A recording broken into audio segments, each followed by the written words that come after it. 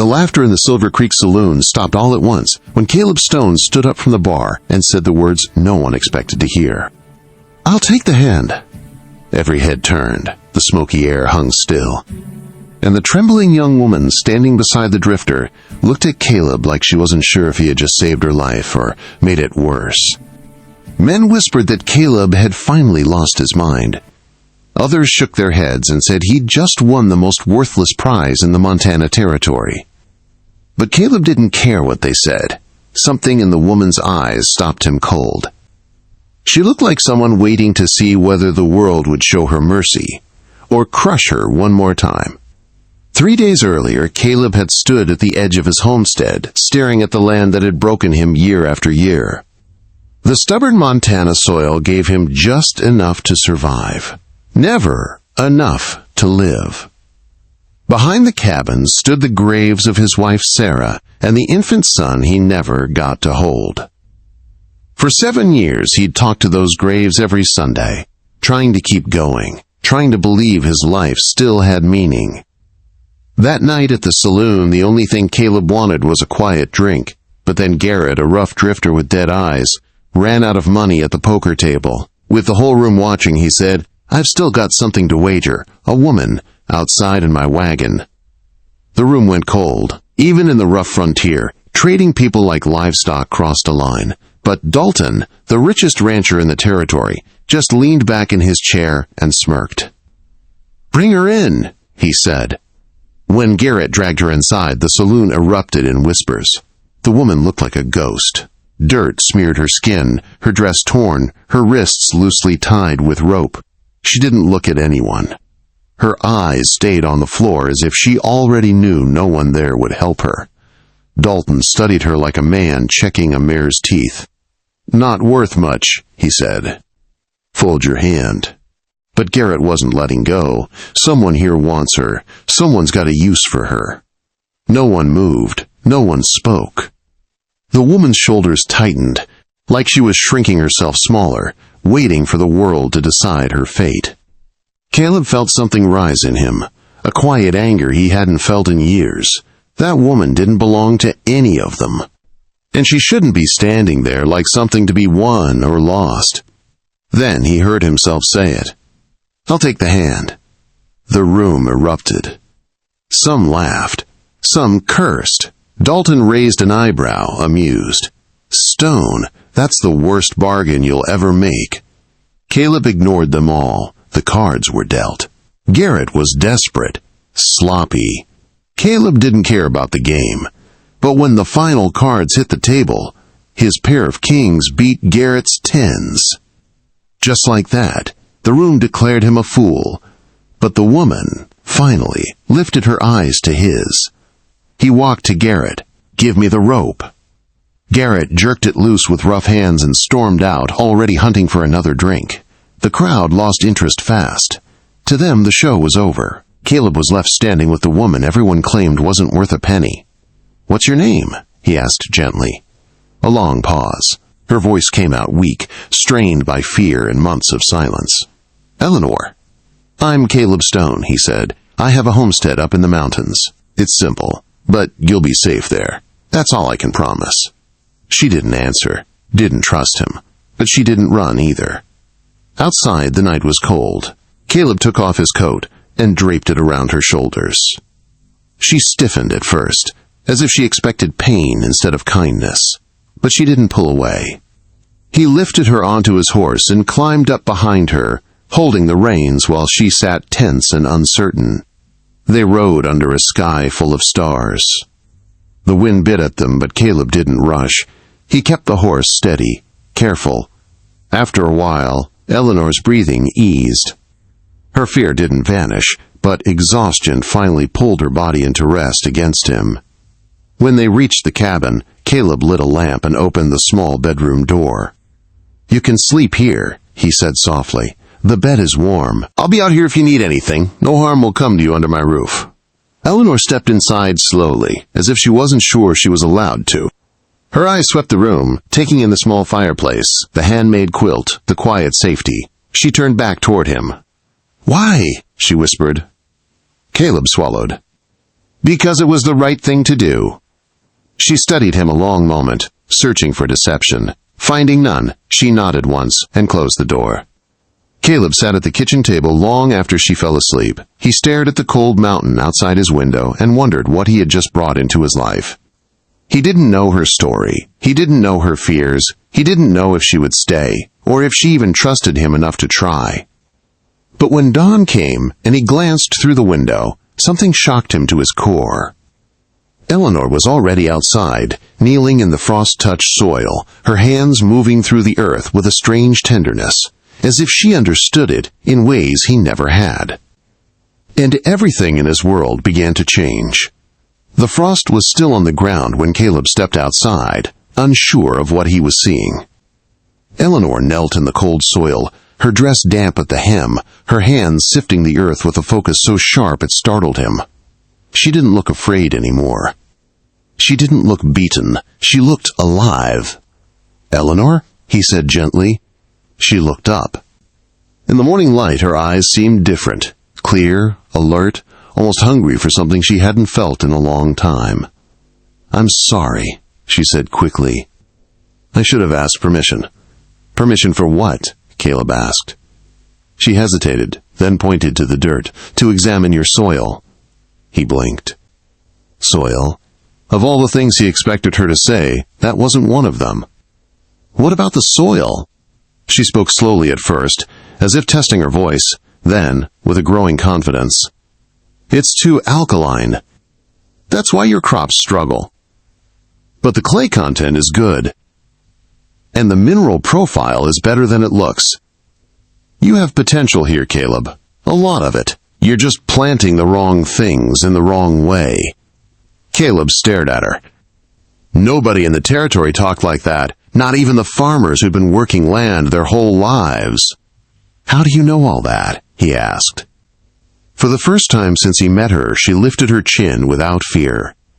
"My father was Professor Edmund Hartwell," she said, "a botanist. He studied frontier soil for 20 years. I traveled with him everywhere. He taught me everything: soil chemistry, companion planting, seed preservation. It was our life."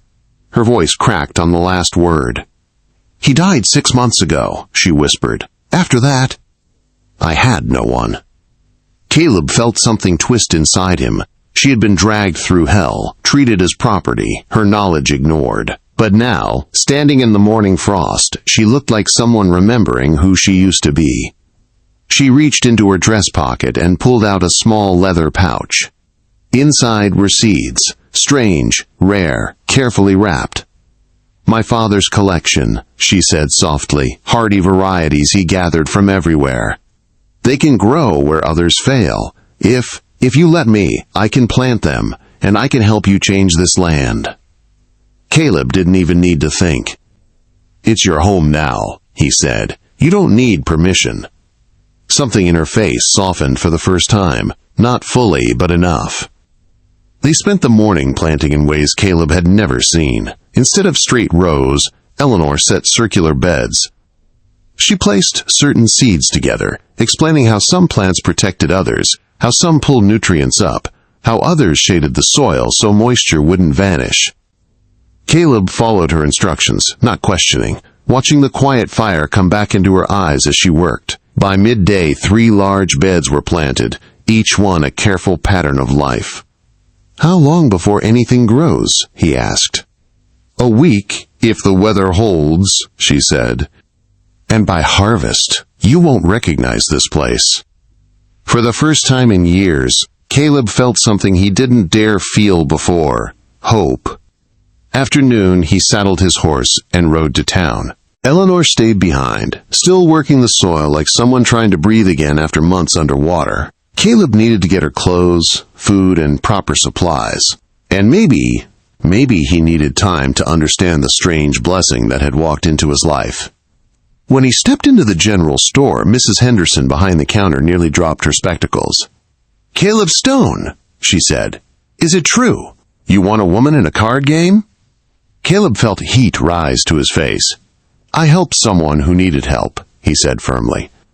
Mrs. Henderson studied him a long moment, then softened. "You're a good man, But folks are talking. If that girl needs women things, clothes, help, you send her to me. No woman should be alone up there."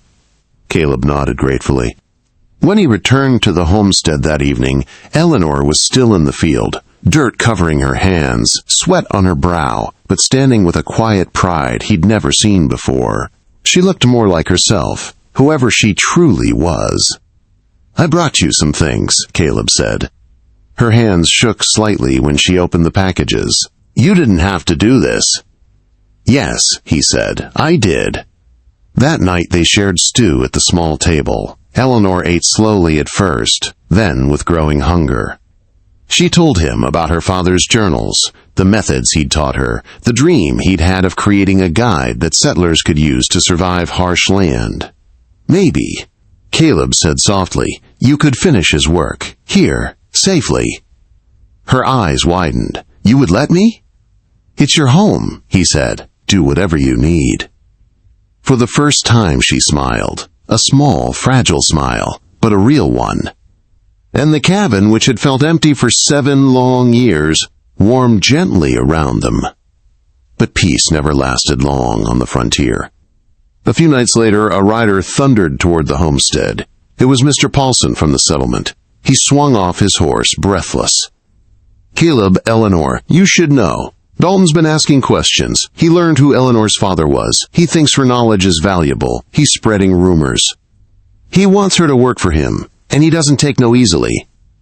Eleanor's face drained of color. Caleb stepped between her and Paulson instinctively. "He's not taking her." Paulson swallowed. "He's got influence. He's talking to officials. You two need to be careful."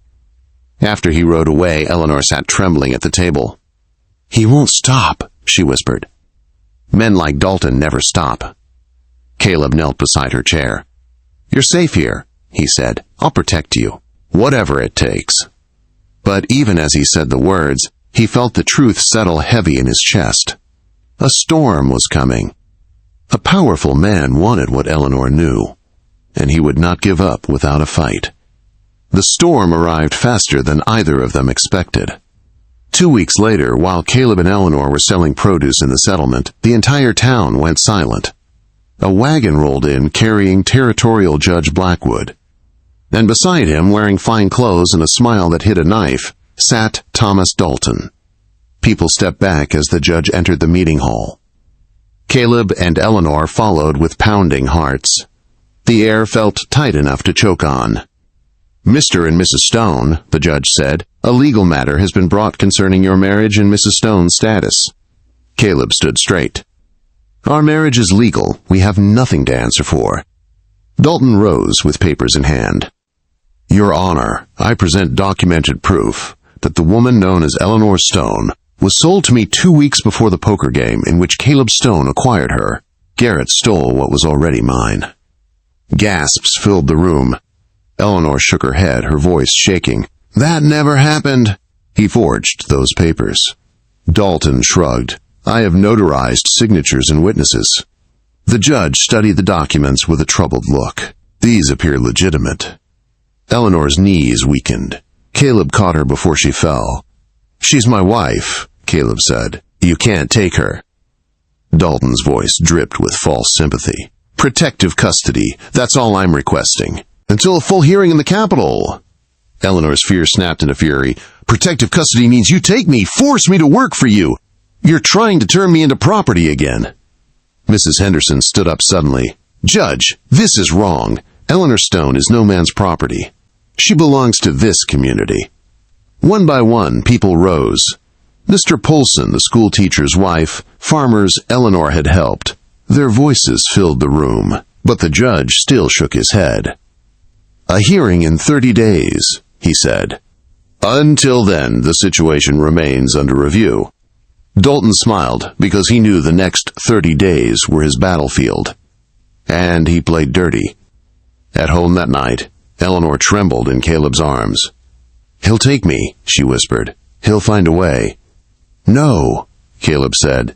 "I'll die before I let that happen." She looked up at him, tears shining. "Then we have to fight. We need proof. Real proof." Caleb nodded, jaw tight. "I'll find it." That next morning, he rode down the mountain, determined to uncover Dalton's lies. For days, he questioned people, searched for cracks in Dalton's story. Then, he made a dangerous decision. He snuck onto Dalton's ranch property at night. Inside Dalton's office, by thin moonlight, he found ledgers, forged drafts, notes detailing how Dalton pressured families into giving up their land. He photographed everything with a small camera a neighbor had lent him. But just as he reached the window to escape, Dalton's hired men burst inside. Caleb fought like a cornered wolf. He took 2 down, but the third slammed a club across his ribs. Pain ripped through him. He crashed through the window, rolled, mounted his horse, and fled into the dark with bullets singing past his head. He reached the homestead at dawn, bloody and barely conscious. Eleanor ran to him, screaming his name, her hands shaking as she pulled him inside. "Caleb, what did you do?" she cried. "I got proof," he gasped. Real proof. That afternoon, 6 armed men, Dalton's men, took positions on the distant ridge, watching the homestead like wolves circling prey. But they weren't the only ones coming. By sunset, Mrs. Henderson arrived with a wagon full of women. Behind her came Mr. Polson and a line of farmers with rifles. By nightfall, the homestead was surrounded, but not by Dalton's men. By friends. By people Eleanor had helped. "We're not letting Dalton take either of you," Mrs. Henderson said. 5 days before the hearing, the federal territorial marshal arrived, a tall, weathered man named Clayton. He studied Caleb's photographs and Dalton's forged papers. He questioned witnesses. He had a handwriting expert examine the documents. "These are forgeries," the expert confirmed. "Sloppy ones." Marshal Clayton nodded. "Dalton isn't just coming after you. He's been running this scheme for years." A new fire lit in Eleanor's eyes. "So what happens now?" she asked. "We let him walk into that hearing," Clayton said. "And then we arrest him in front of everyone." The courthouse was packed on the day of the hearing. Dalton strutted in confident, smiling at Eleanor like he already owned her future. 5 minutes later, his smile died. Marshal Clayton stood. "Your Honor, we present evidence of widespread fraud, forgery, and land theft committed by Thomas Dalton." Dalton lunged for Eleanor in a final act of rage. "You should have been mine. You will not defy me." He drew a pistol. Caleb moved without thinking. One shot echoed through the courtroom. Caleb staggered and fell, blood spreading across his shoulder. Before Dalton could fire again, deputies swarmed him and slammed him to the floor. He screamed and fought, but the iron cuffs clicked shut. Dalton's empire collapsed in a single afternoon. Judge Blackwood cleared his throat. "Mrs. Stone, I owe you an apology. Your marriage stands. Your freedom stands. And justice will be done." Eleanor knelt beside Caleb, crying as she held pressure on his wound. "You protected me," she whispered. "Always," he breathed. Caleb survived. Dalton did not. He spent the next decade behind bars. His land returned to the families he stole it from. Eleanor and Caleb returned home to their mountain with a peace so deep it felt like a second sunrise. And that summer, something even more miraculous happened.